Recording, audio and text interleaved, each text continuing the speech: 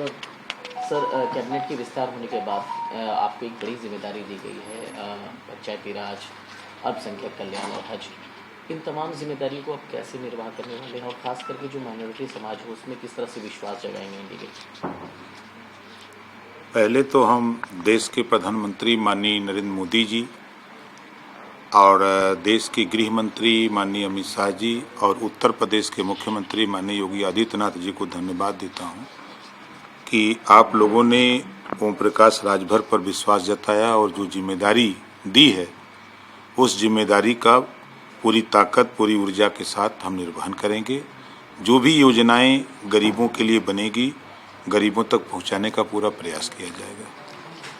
जानना चाहेंगे सर, जिस तरीके से माइनॉरिटी समाज को बीजेपी के खिलाफ डराया जाता है उसमें एक विश्वास पैदा करना है, क्या लगता है कि 2024 के चुनाव में जो अल्पसंख्यक समाज है वो भारतीय जनता पार्टी की तरफ रुख करेगी, उनको वोट करेगी? किस तरह? देखिए, हम अल्पसंख्यक भाइयों से कहना चाहूँगा कि अभी तक आपको नफरत की बात बताई गई विपक्ष के द्वारा और हम लोग भाईचारा मिल्लत की बात करते हैं, हम अधिकार की बात करते हैं, हम शिक्षा की बात करते हैं, हम स्वास्थ्य की बात करते हैं, हम रोजगार की बात करते हैं। जो योजनाएं केंद्र और प्रदेश सरकार द्वारा बन रही हैं उसमें कहीं भी जाति धर्म नहीं है। जिस तरह बाबा साहब डॉक्टर अम्बेडकर जी ने संविधान में कहीं नफरत नहीं लिखा है, उसी तरह एनडीए की सरकार में कोई भी योजना बन रही है कहीं नफरत नहीं है। इस नाते अल्पसंख्यक भाइयों को अपने विकास के लिए मुख्य धारा से जुड़ करके वो साथ हो करके अपने विकास की बात करें, नफरत की बात छोड़ें और मिल्लत भाईचारा जो मोहम्मद साहब ने कहा है उनके विचारों को मानते हुए अपनी मदद के लिए, अपनी हिफाजत के लिए, अपने विकास के लिए वो खुद आगे आएं और ओम प्रकाश राजभर चाहे जहां भी, चाहे जिस मोड़ पर आधी रात को भी उनको जरूरत होगी तो हम उनके साथ खड़े होंगे। वो एक मौका दे करके देख लें। हम तो उनसे यही कहूँगा कि सब लोग मिलजुल करके ओम प्रकाश राजभर की परीक्षा ले लीजिए। अभी तो वोट सूचना जारी बाकी है, वोट बाकी है, परीक्षा ले लीजिए तो खुद समझ में आ जाएगा। हम लंबे समय से इस बात को एहसास करा रहा हूँ कि यही कांग्रेस, यही सपा, यही बसपा के लोग हैं जो सिर्फ मुसलमानों को नफरत की बात करते हैं। आज़ादी के बाद नौकरियों में 38% मुसलमान था, इन तीनों ने मिलकर के आज इतना विकास किया कि 1% भी नहीं रह गया। इतनी नफरत पैदा कर दिया इन तीनों ने मिलकर के कि आज समाज में वो नफरत की दृष्टि से देखे जाते हैं। तो हम लोग भाईचारा मिल्लत पैदा करना चाहते हैं, सबको मिलकर के चलना चाहते हैं, सबको साथ लेकर के चलना चाहते हैं।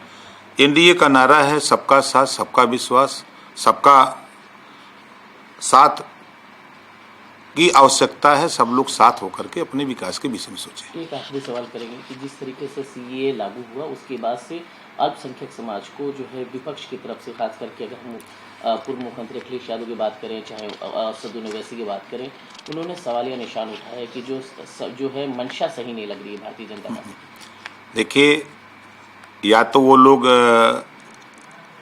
विपक्ष का जो काम होना चाहिए उस काम से दूर हो गए हैं लोग। उनके दिमाग में सिर्फ नफरत है कि कहीं मुसलमान भाजपा के साथ न खड़ा हो जाए। उनको डर इस बात का सता रहा है क्योंकि वो नफरत दिखा करके मुसलमानों का वोट वो अपने पाले में रखे हैं। सीए में साफ साफ लिखा हुआ है कि 3 देश, अफगानिस्तान, बांग्लादेश और पाकिस्तान से जो शरणार्थी आज लंबे समय से भारत में आए हुए हैं वो डिमांड करते हैं कि हमको भारत की नागरिकता दिया जाए।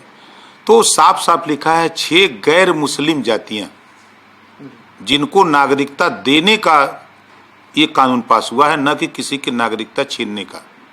अगर इस पे विपक्ष सवालिया निशान लगाता है तो हम मुसलमान भाइयों से कहूँगा कि जरा आप उस जियो को पढ़ लो जो शासनादेश एनडीए ने जारी किया है, उसमें आपके खिलाफ कोई एक शब्द नहीं है। ये सिर्फ पुनः आपको नफरत की तरफ ले जा रहे हैं। जो भारतीय जनता पार्टी एनडीए की सरकार विकास की तरफ आपको ले जाना चाहती है वो आपको विनाश के रास्ते पर ले जाने के लिए विपक्ष के लोग तैयारी बराबर करते रहे हैं और कर रहे हैं।